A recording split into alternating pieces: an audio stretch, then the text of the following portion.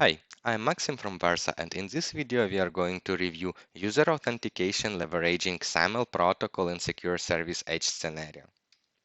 For successful business evolving, work from anywhere becomes a mandatory component at any vertical. However, this often brings questions that are related to a proper security posture within your organization. Versa unified SASE solution that integrates SD-WAN and SSE services ensure world-class protection of your data and other valuable assets, delivering vital framework within business continuity plan. Authentication process is one of the key elements that should not be limited by validating user ID. It must include a device posture information, identify whether it is a corporate device or employer-owned device, application compliance, geographical location of the user, etc. So when we talk about shift from on-prem to work from anywhere approach, user and device identity becomes as critical as it was never before. So, as we already know, user identity is a first component in a holistic authentication process. In our example, I will configure SAML 2.0 XML-based protocol that uses security tokens containing assertions to pass information about user identity. For this, we need to have Versa Secure Access Client installed on the end device, Versa Cloud Gateway that will act as a service provider who will create SAML authentication request, and identity provider who will validate the request. In my case, I will use OKTA as an IDP, while Versa supports integration with any third-party IDP like Pink Identity, Azure, etc. As a result of successful authentication, secure tunnel will be established from VSA to SSE gateway, and remote worker will be granted with access to any authorized resource within the organization. Based on company security policy, you may allow user to have access to the branch office services like a printing service, also a secure access to a private data center, private and public cloud applications, and even internet resources via Versa Secure Gateway, which will ensure user remains protected as per your security posture. Okay, let's get into a practice now. Let's go ahead and check how to implement SAML-based authentication using Versa Concerto interface. So let's take a look on my Versa Cloud Demo SASE application definition on the OKTA portal. Single sign-on URL is the endpoint URL that is dedicated to handling SAML transactions. It consists of Versa SASE Gateway or Gateways FQDN, following by Secure Access Services SAML Login Consumer. Reception URL and destination URL are the same. Audience restriction. SASE Gateway FQDN following by metadata, where I can get my metadata from a SASE Gateway. Attribute statements is how I pass my user identity in a SAML transaction, name and value. Optional group attribute statements.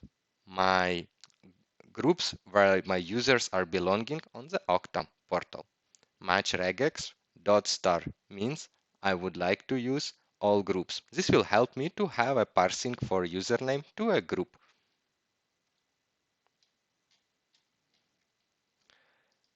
Sign on tab. On sign on tab under actions menu here, I can view my IDP metadata, which I need to have to configure my SASE gateway. This is my application URL defined in the OKTA portal. Also, I need to have a certificate which I will use to authenticate my gateway against OKTA. So I'll download my certificate as well. And the last thing is assignments. I need to have my users assigned to the applications, who can use this application, and also optionally groups if I want to have some security rules based on my group match. So next, this is my Concerto view, my organization, where I can configure my SAML authentication. Under Configure, Settings, Users and Groups, I can configure my SAML authentication profile. Here I can click on my SAML authentication. I select it as a SAML and click Next. I select my IDP provider, which is OKTA in this case. Here is single sign-on URL. This is my OKTA sign-on URL that I could get from my application, from this XML document. Single sign-out URL can be the same.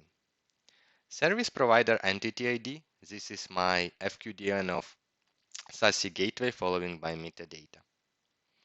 Identity provider ID. This is my OKTA identity. And certificate. I click add new, I give it a name and I click on upload a file. Once the file is uploaded, I can select this certificate from the drop-down menu and it will be displayed here. Here I can see that I have two gateways, so this configuration will be applicable for both of them. I click next. If I want to use some security policy for per user basis or per user group basis, I can add my users or groups here. In this case, I'll add administrator and employee user groups. I click next, give it a name, SAML authentication, and click save. After that, I need to click publish, and I will publish to my gateways.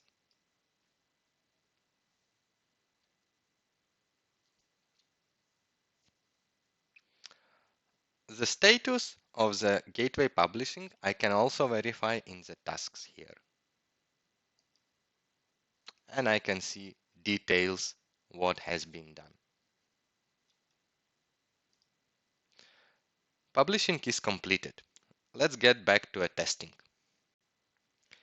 For that, I go ahead and open my laptop with VSA SASE client installed, where I need to provide details on the registration process for my SASE gateway FQDN name, which is maxim.demo.versanow.net, enterprise name, and user ID, which I will use Alice.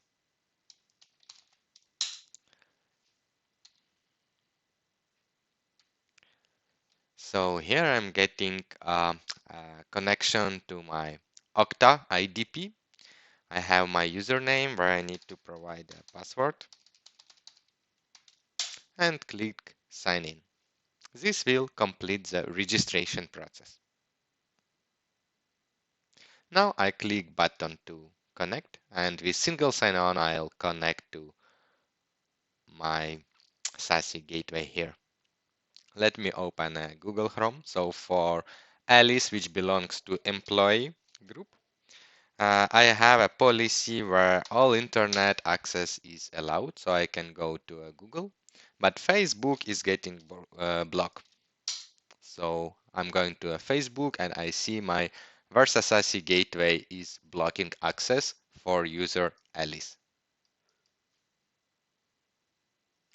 Let's go ahead and verify our authentication from Concerto Analytics.